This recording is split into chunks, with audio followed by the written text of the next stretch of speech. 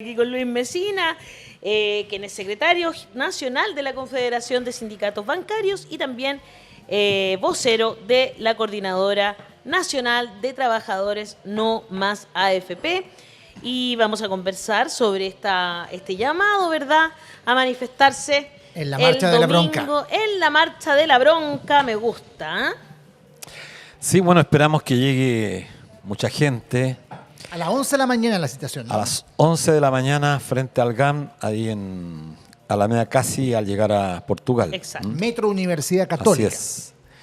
Bueno, esta convocatoria tiene varias peculiaridades. Una de ellas es que se hace en un contexto medio un tanto complejo, porque no hace mucho, hace algunos días atrás, el gobierno conmemoró, yo diría de manera muy eufórica, este acuerdo entre el gobierno, entre el oficialismo y la derecha.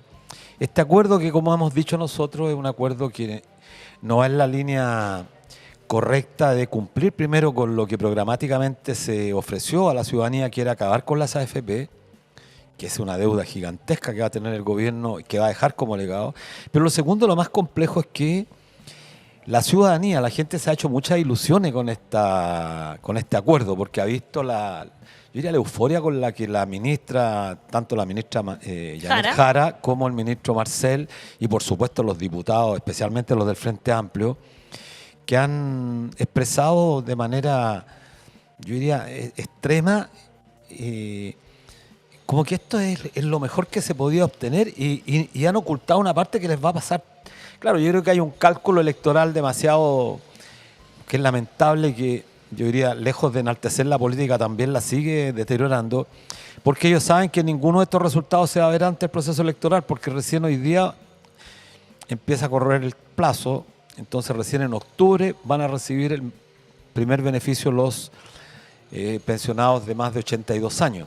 Esto, claro, porque esta semana, entiendo, se promulgó por fin la ley, y entonces recién en octubre, ¿por qué no al tiro? No, porque se dio un plazo de 6 meses una vez promulgada. Entonces estamos, en esta fecha se cumple a fines de septiembre, por lo tanto el pago se va a hacer, entiendo, los primeros días del mes de octubre. Entonces la gente no va a poder cuantificar, dimensionar efectivamente lo que es este acuerdo, que se ha calificado como muy exitoso, porque nosotros lo hemos dicho responsablemente. Al cabo del año siguiente recién van a recibir el aumento, que es bastante precario. Ojo, para quienes están escuchando, estamos hablando, para el mejor de los casos, los jubilados de 82 años van a recibir un incremento de 26.000 pesos en la PGU, y al año siguiente va a ser menos de 20.000 pesos la PGU. Ahora, el beneficio más importante que tiene este acuerdo es la 0,1 UF por año de contribución.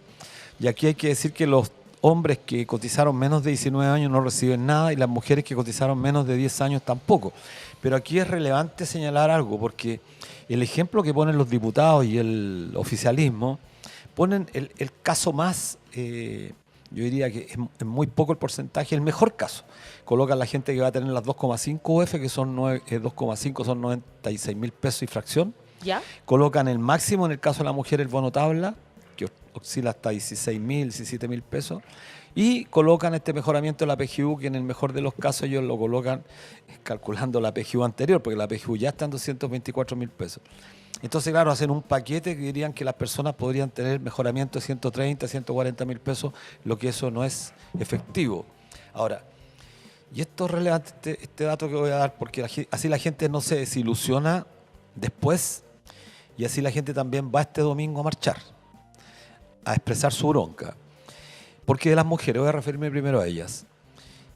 El grueso de las mujeres tiene menos de 10 años de contribuciones, por lo tanto no van a recibir este beneficio.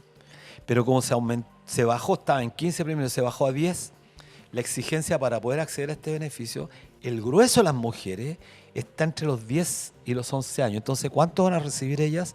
En el mejor de los casos, 39.000, 40.000 pesos. Eso es lo que va a recibir la mujer. Y que dejen de engañar algunos diputados, diputadas que están diciendo que las personas van a recibir 96.000. Eso es falso, es falsedad absoluta. Lo puedo decir con mucha propiedad, porque hemos hecho cálculos con las personas del sistema financiero que tienen pensiones mucho más altas y tampoco llegan. Entonces, que se dejen de mentir. Es re importante este tema porque esta es una política pública que ha requerido esfuerzos, yo diría, sobrehumanos para que el movimiento social haya avanzado en la elaboración de una propuesta que era técnicamente viable, sustentablemente financieramente, cuando se habla y se exige tanto ser coherente con la sustentabilidad financiera. Pero además hay otro tema que es importante para quienes escuchan, y especialmente a la voz de los que sobran, a todo su público, para que esté el domingo, porque el aumento de la PGU también está condicionado y ya estamos viendo las alertas que están colocando los sectores. Yo siempre lo inscribo ¿Cómo en está condicionado? ¿No se suponía que la PGU sí iba a subir sí o está sí? condicionado a aquellos sectores que hoy día abrazan el monetarismo. ¿Qué significa esta gente que está bajo la lógica del monetarismo? Son todos aquellos que abrazaron esta política hace muchos años que se implementó en el planeta, particularmente desde los Estados Unidos, que consiste básicamente en que lo que importa en un país para administrarlo es justamente tener en orden las cuentas fiscales y la política monetaria. Es decir, no gastar más de lo que va a ingresar. Eso es política fiscal. Y en política monetaria, no generar incentivos para que el gasto o el consumo, en este caso, sea tan alto que produzca inflación. Ese es el dogma de FE, controlar la inflación. Los monetaristas se inscriben ahí, desde Mario Marcel a todos los ministros de Hacienda que han estado desde el año 73 en adelante. Digo 73, salvo algunas excepciones en el periodo de la dictadura. Bueno, ¿cuál es el tema que están planteando hoy día? Y ayer en algunos diarios, particularmente en el diario financiero, se hace mucho énfasis que hay que estar alerta que no siga produciéndose un desequilibrio fiscal en el país. Este famoso dogma del equilibrio fiscal, es decir, tener equilibrio entre lo que se ingresa y lo que egresa. Y la ministra Jara lo ha dicho, no están todos los recursos para seguir financiando el aumento de la PGU. Y tengo un dato para ustedes también y para quienes nos escuchan. Gabriel Boric prometió hacer universal la pensión garantizada universal en su campaña y prometió llevarla a 250.000 pesos. Cuando prometían 250.000 uno tiene que hacerse la pregunta, ¿era en términos reales o en términos nominales? Porque tú no puedes proponer un monto de un determinado beneficio si van a pasar 10 años y el monto va a ser el mismo y no se condice con el alza del costo de la vida, no se condice con la inflación. Bueno, hicimos el cálculo, esos 250.000 pesos al momento de ser electo Gabriel Boric, hoy día son 314.200 pesos. Eso es lo que tendrían que pagar hoy día, 314.200 pesos, no 250.000 porque es nominal. Y tú tienes que deflactarla, pues. Si 250.000 me prometí hace 3 años, bueno, pero yo tengo que sacar la inflación de todos los años, 3 años. Y un ejercicio simple, para no entrar en complicaciones, calculen la inflación de un año, se la descuentan, o al revés, háganlo al revés, se la aumentan a los 250. Y al otro año, sobre ese monto, 250 más la inflación de un año, le vuelven a aplicar. Es como una fórmula de interés compuesto. Tengo una pregunta para ti, Luis, que es muy importante para alguna gente que tiene dudas. ¿Ah? ¿Por qué están reclamando? Si el otro día vi que para cuando se promulgó la ley estaban todos bailando, la ministra Jara, con el diputado, con el otro ministro, estaban todos felices. La propia ministra del Trabajo ha dicho, yo quería el fin de la AFP, pero no se pudo. No se pudo llegar a más que esto. ¿Qué le responderías tú a los que se conforman con este proyecto? Algunos dicen también, ojo, porque acá se instaló el germen del reparto, que en el futuro podríamos seguir ampliando. Bueno, parto por la parte final de la pregunta. No se ha incorporado el germen del reparto, toda vez que este beneficio 0,1 UF por año de contribución dura 20 años y después empieza a desaparecer. Para los que tienen 40, 45 años, para que no se hagan ilusiones con este beneficio. Eso desaparece, está en la ley. El bono tabla nos entrega a las mujeres del antiguo sistema, 520.000 personas que están pensionadas por el IPS. Es un dato relevante. Por supuesto, esas 520.000 no todas son mujeres, poco menos de la mitad. Esas no van a tener ese beneficio. Y ahora respecto a lo que preguntas tú, Rodrigo, bueno, esto yo le respondería claramente a la ministra Janet Jara, y a Marcel no me interesa mucho responderle a él. ¿Se podía hacer algo más? Sí, se podía hacer algo más. Pero hay que tener dos condiciones. Una, tener convicción y valor, y la segunda, saber negociar. Y esto que parece quizás podría ser calificado hasta temerario por algunos, saber negociar implica ceder, pero también ganar. No solamente ceder. Y ellos cedieron todos, 6-0. 6-0 el resultado de este partido. Entonces no puede decir la ministra que lograron negociar. ¿Y por qué lo digo? Porque nosotros en una oportunidad planteamos la ley corta y fuimos al Congreso y, curiosamente, las diputadas de derecha delante de los ministros estaban de acuerdo en una cuestión que era fundamental, llevar la PGU a 250.000 y corregir esta discriminación que hay contra la mujer. Es decir, estaban de acuerdo en discutir y abrir la posibilidad de tener los votos. Yo lo puedo decir aquí públicamente, la diputada Sandón con otro grupo de diputadas, habría sido muy difícil para ellas votar en contra ahora, cuando era un año electoral, votar contra las mujeres. Entonces el gobierno tenía una posibilidad, sí, tenía una posibilidad, tratar de concentrarse en lo que era posible. ¿Y qué era posible hoy día? Aumentar la PGU nada más. Pero se intentó, yo entiendo que ella sí, lo intentó, de hecho lo dijo pero públicamente. pero es que el gobierno, y aquí cuando digo el gobierno, el equipo de Hacienda no estuvo de acuerdo, porque eso implicaba cargar las cuentas fiscales, que es el dogma, y por eso partí señalando esta suerte de quienes tienen el hubo predominio. una quiebra también dentro del gobierno y no, la yo creo que ministra pudo llegar hasta donde le permitieron llegar. Claro, yo creo que más que una quiebra, yo creo sin tal el predominio de quien maneja el Estado en Chile. Y el ministro Marcel es plenipotenciario, o sea, él es el que define la política financiera, la política, bueno, junto al Banco Central, la política monetaria. Están, yo diría, bajo un mismo paradigma. Y yo estoy casi convencido que los presidentes de la República finalmente se someten a los dictámenes de ellos, porque de lo contrario implica enfrentarse a organismos multilaterales, pero sobre todo enfrentarse al Fondo Monetario Internacional, a los bancos de inversión estadounidenses, que amenazan siempre cualquier modificación de los estados. Bueno, es lo que estamos viendo en Colombia, lo que estamos viendo en otros países, en otras latitudes. Bueno, en Colombia partió Petro muy fuerte, pero ahora último no ha podido tampoco hacer las últimas reformas que él ha querido. Le cuesta, ¿no es cierto? Porque sabemos que, sobre todo en Latinoamérica, el poder lo tienen los mismos. Sí. Son más o menos los mismos. Nos encontramos con problemáticas muy similares en varias cosas, ¿no? Y entre ellas, bueno, yo creo que nosotros tenemos el sistema... Y las pensiones sabemos que son el corazón del sistema neoliberal extremo en el que vivimos, ¿no?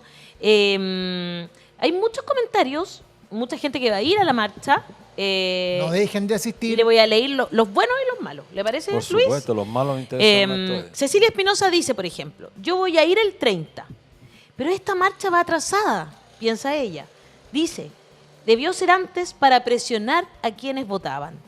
Que es un poco lo que está diciendo ahora Luis. Fue en medio del verano, con poca gente. Que sí, era muy complicado. Yo sinceramente creo que nadie se iba a sentir tan presionado. Lo mismo dice Sergio Amador Bustamante. Dice, las marchas tendrían que haberse realizado cuando se estaba discutiendo la reforma. Ahora esa marcha no sirve para nada. Les recuerdo que aquí lo intentamos. Incluso intentamos hacer una antes, pero estaba toda la gente de vacaciones en enero. Sí. También las cosas son así, o sea, también hay que ser... Hoy día cuesta mucho movilizar a la gente, no es como a su lustro. Sí, pues exactamente. Victorio Valdés, es interesante también lo que dice, creo que debiéramos salir de la lógica capitalista. Si seguimos pensando desde el neoliberalismo, no haremos caer este sistema. Es un poco lo que está explicando Luis, de hecho, no desde el neoliberalismo, sino más bien desde las políticas sociales. Zavala R. dice, Janet Jara y Marcel, su labor es estar al lado de los empresarios. María Genoveva y El López dice, la moneda se devalúa día a día, deberían haber hablado en UF. María Cristina Picón, por el contrario, dice, buenas tardes amigos de La Voz de los que sobran, creo que este señor no se da cuenta que abrir un poco la puerta de esta nefasta empresa AFPs, ¿qué gobierno lo había hecho? Obvio que ninguno. Ana Cruz dice, señor Mesina, nos vemos el 30. Y Siker le responde a María Cristina y le dice, no se abrió ninguna puerta, no te ilusiones. Maritza Andrade dice, convicción y valor no lo conoce este gobierno. Y Cecilia Espinosa dice que Marcel es el defensor de este modelo. Y también, bueno, todos cuando escucharon el 6-0 están ahí un poquito llamando. Y Maritza Andrade recuerda lo de Petro y dice, Petro llamó al pueblo a pronunciarse y denunció al Parlamento. Y Javiera Tapia dice, don Luis Mesina debería tener más exposición en los medios. Es muy claro para explicar este fraude y traición. Pero ahí después de todas estas reflexiones que reflejan también las percepciones particulares de cómo toman esta reforma, hay un discurso transversal que hablan de lo positivo de esto. Ya lo hemos ido desmitificando, sí. Pero hay una realidad, porque acá los números no mienten, ¿cierto? El destino de la plata está muy claro y acá todo lo extra que se va a recaudar va a terminar en las manos de los mismos. Y creo que eso es un buen argumento para entender los factores negativos de esta reforma. Sí, mira, yo, no vi tantos argumentos negativos. No. Y necesitamos comentarios De hecho, la también gente está diciendo que va a ir. Sí, a mí me interesa mucho que hayan comentarios fundados respecto de que estamos equivocados, porque siempre es bueno contrastar, no quedarse con el dogma de fe de que somos portadores, claro, de la verdad. Mira, pero creo que la realidad hay que irla cotejando día a día.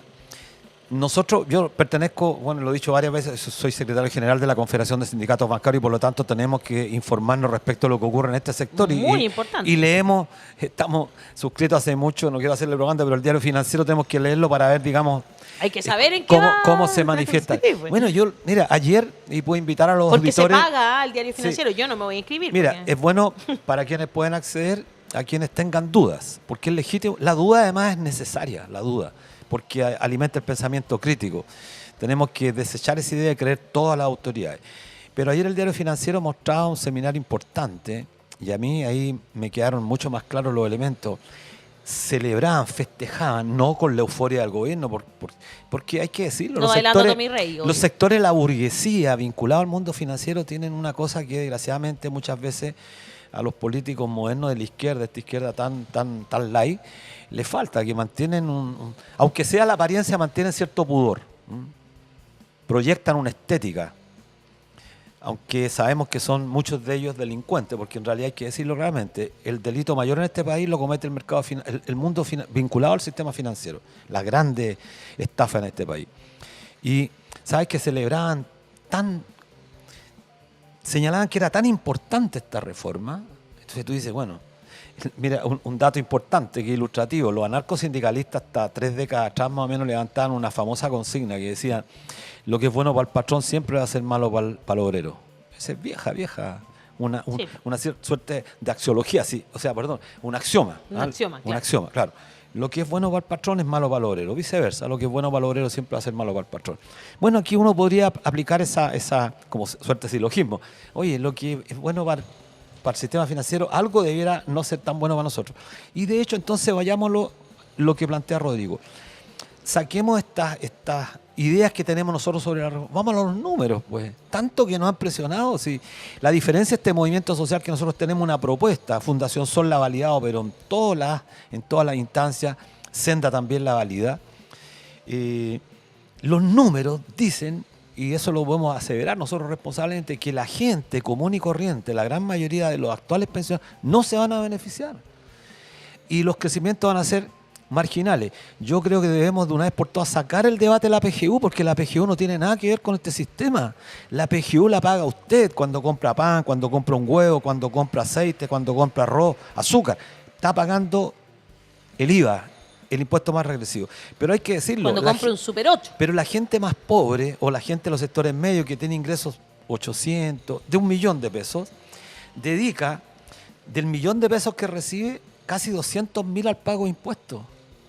O sea, 1/5 del ingreso se va a pagar impuestos. Es decir, la gente más pobre paga más impuestos. La gente dice, ¿pero cómo tanto? Sí, porque tú cuando estás consumiendo estás pagando el IVA. Bueno, a esa gente... A un país que no tiene ninguna política universal de derechos sociales. Exacto, Impresionante. pero Alejandra, mira, yo creo que lo que tenemos nosotros que interpelar, y creo que es bueno abrir este debate, interpelar a los políticos, a las políticas, que van a empezar a hacer campaña respecto de cuál es el estándar que ellos en esta reforma establecieron para Chile y el estándar que ellos nos quieren dar a todos los que están escuchando cuando lleguemos a nuestra calidad de trabajadores pasivos, porque nunca dejamos de ser trabajadores pasivos porque nos ganamos esa condición.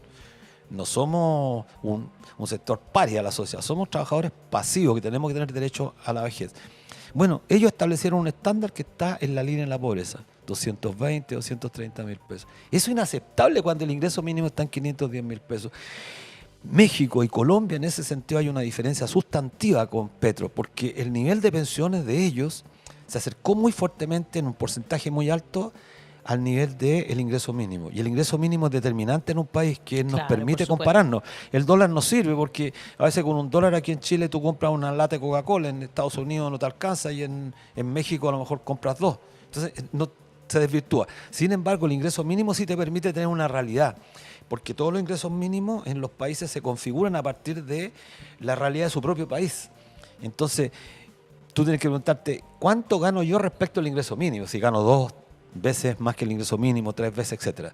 Bueno, en el caso de los pensionados mexicanos y colombianos que tienen un sistema parecido al nuestro, no igual, el nivel de las pensiones mínimas está cerca del ingreso mínimo, a diferencia nuestra que está casi 2/3 más bajo. Más bajo. Entonces, claro. eso creo que es irrefutable, ese es un dato poco discutible. Y a mí me gustaría, más allá de los datos, también responder un poco a aquellos que dicen que esto es tarde. Nosotros, bueno, ya lo dijimos, ¿no es cierto? No era el tiempo en el momento en que se aprobó la reforma de salir a la calle.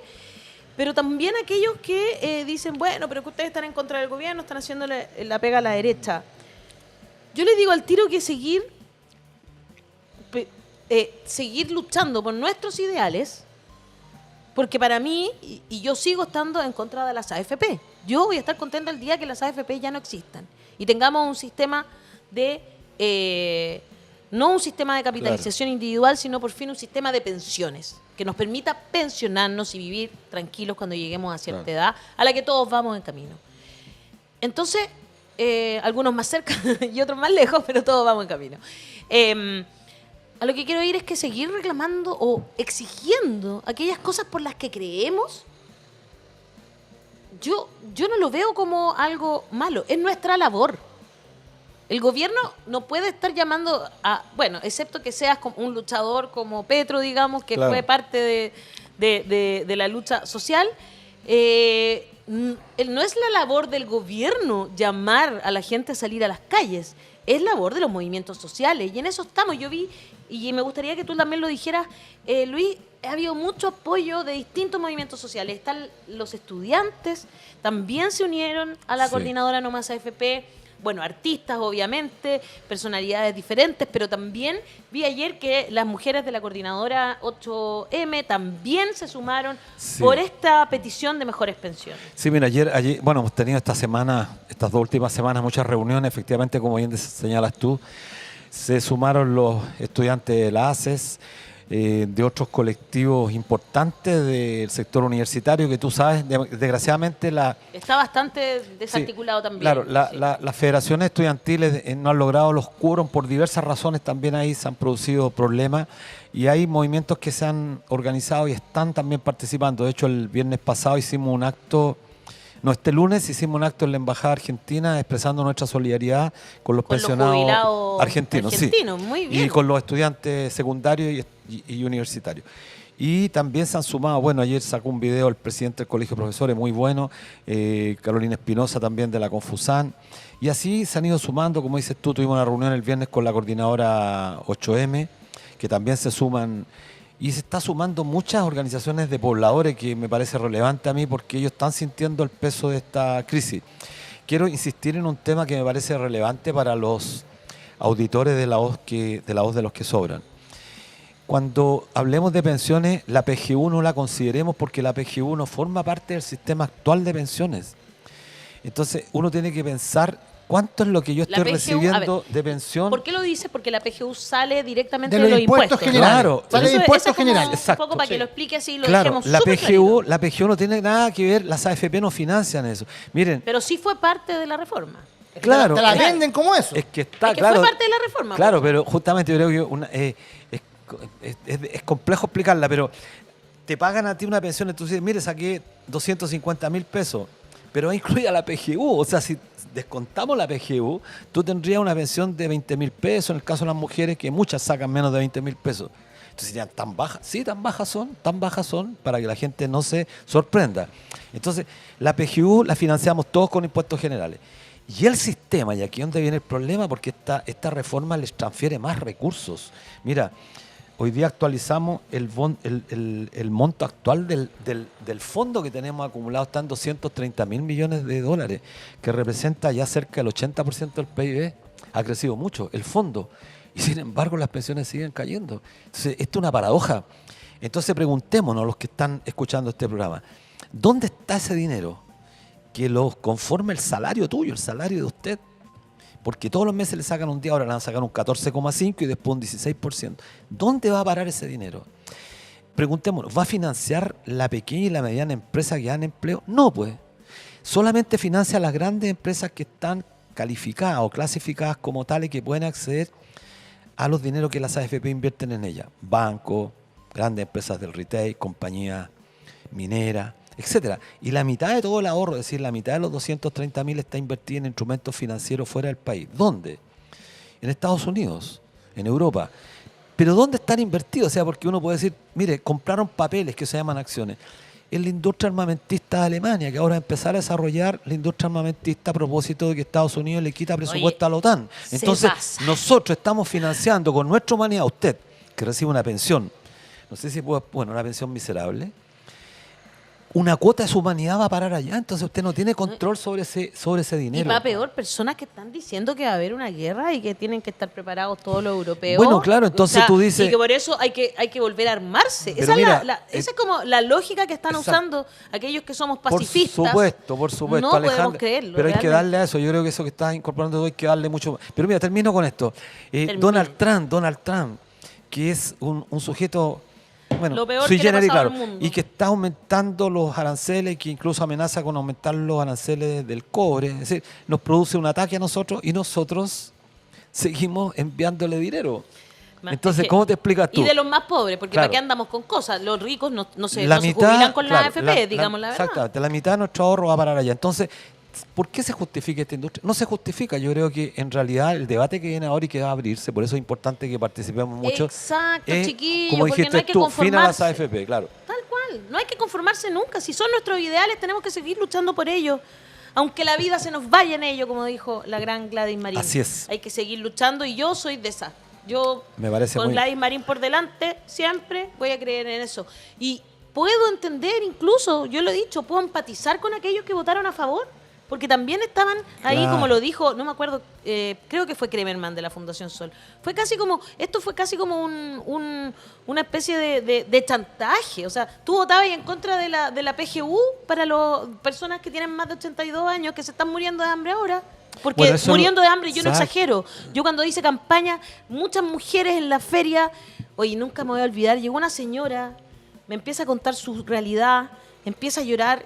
Yo no tenía un peso, se me acerca otra persona a hablarme de otra cosa y se da cuenta que esta señora estaba muy mal, agarra su billetera, el tipo, y le pasa 10 lucas a la señora para que vaya a comprar y no tenga que seguir levantando lo que estaba en el piso. Porque a eso es lo que llegan las personas mayores en este país con estas pensiones de miseria. Una mujer que tiene que llegar a levantar lo que otros desechan. Y es triste, y es muy fuerte. triste. Y eso no, lamentablemente, con esta reforma hay algunas personas que van a recibir 10, 20, 30 luquitas más y ya, y por último les sirve para pagar la cuenta de la luz con todo lo Claro. que ha subido. ¿Cómo uno se puede negar a eso? Obvio que no te puedes negar a eso, pero sí no hay que dejar nuestros principios de lado y nosotros sabemos que esta reforma no es lo que necesitamos. Po. Necesitamos mucho más y hay que seguir luchando por ello. Y no conformarnos en nuestra casa. Ese es el llamado que estamos haciendo. Por al supuesto, final. por supuesto. Yo creo que la gente tiene que entender que justamente los derechos sociales se consiguen con movilización, con lucha, con mucha lucha. Lo que están haciendo los pescadores hoy día, librando una batalla importante, con todas las precisiones que hacía Rodrigo, por supuesto, es importante porque restituye una cuestión que es sagrada. Colocar la ley en este país de manera transparente al servicio de la sociedad y no como ocurrió con esta ley corrupta, que desgraciadamente hoy día se está ayornando, hay que decirlo claramente, porque no se está modificando tampoco. Entonces, estamos frente a determinadas normas que eran planteadas y exigidas por la ciudadanía y que desgraciadamente se corrigen no solamente para avanzar, sino que a veces para retroceder, como ocurrió, por ejemplo, con la ley, desgraciadamente la ley corta de salud, la ley Express, que finalmente terminó favoreciendo a la ISAPRE. Entonces, que no nos vuelva a pasar. Y por eso tenemos que seguir peleando con el tema de las AFP. Así que reiterar la convocatoria. Hay muchos importantes invitados. Bueno, y qué mejor que va a estar Alejandro y Rodrigo. Entonces, Ahí vamos a estar. Vamos a estar muy animando. importante. Nos falta Tommy Rey nomás, pero que Sí, desde iba a el cielo estar, iba nos a deje estar. cantar. Sus sí, canciones. Así es. Oye, porque va a haber un acto también. Musical, un acto ¿no? musical, Sí, por supuesto. Claro. Un acto. Bueno, hay varios invitados estelares. Mauricio Redolé, el Tata Estupendo. Barahona. Los que siempre, los que son de verdad. Sí, los sí. que son de verdad. Bueno, y mucha otra gente. Se me olvidó en este momento la parrilla, pero es muy buena. Pero es muy buena Sí, la sí. parrilla, va a Así estar que- entretenido. Es una marcha cortita porque es para que las personas mayores también puedan ser parte. Esa es la idea. Exacto. Porque Claro. entiendo que va desde Del el GAM a GAM Santa son Rosa, ¿no? 6 cuadras, 6 Claro, cuadras, y sí. listo. 6 Marcha cuadras, corta. del GAM a Santa Rosa, donde va a estar ubicado el escenario principal y es donde queremos verlas y verlos a todos ustedes. Muchas personas se están poniendo de acuerdo ya aquí en el chat Sí, qué para bueno, qué bueno. juntarse, para estar, para seguir luchando por aquello en lo que nosotras y nosotros creemos. Así que les hacemos este último llamado. Nos encontramos entonces este domingo 30 de marzo en las afueras del GAM a las 11 de la mañana para marchar hasta el escenario que va a estar ubicado ahí en Santa Rosa con la Alameda. Así es. Bueno, muchísimas gracias. Nos vemos el domingo. Nos vemos, Estén Luis. Muy bien. Gracias. Nos vemos el domingo, querido Luis. Muchas gracias a ti por ser tan claro siempre. Muchas personas aquí muy contentos se prendieron, van a la marcha, así que Qué bueno. me encanta. No hay que terminar, no hay que ser conformista. Eso es lo Así que es, dice sí. Cecilia Espinosa. Comparto contigo.